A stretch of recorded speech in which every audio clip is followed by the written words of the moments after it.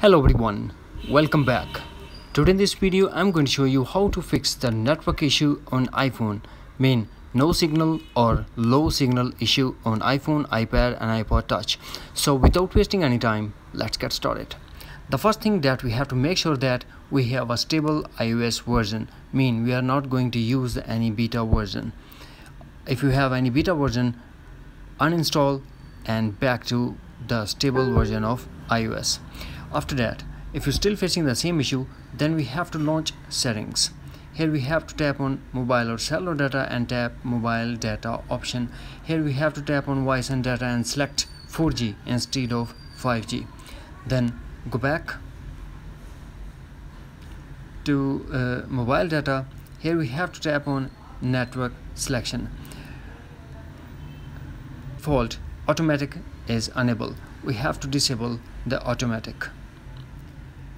Now you will choose your network by your own and wait for a few seconds, then enable automatic again. Now go back to settings. Here we have to tap on general and tap transfer or reset iPhone, tap reset and tap reset all settings. This process will delete all your customized setting to default setting, but no data or media will be deleted. Here we have to put iPhone passcode and tap again reset all settings to confirm. Next, go back to general, tap on software update and update your iPhone to a latest iOS version. And under general section, we have to tap on iPhone storage and make sure that iPhone is not running out of space.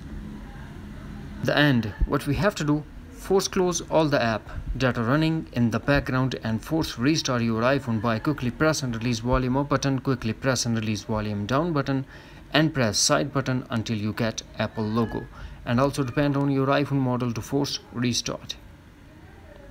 After force restart, take the SIM ejector tool, take out the SIM card, clean it properly and reinsert, and your problem will be solved.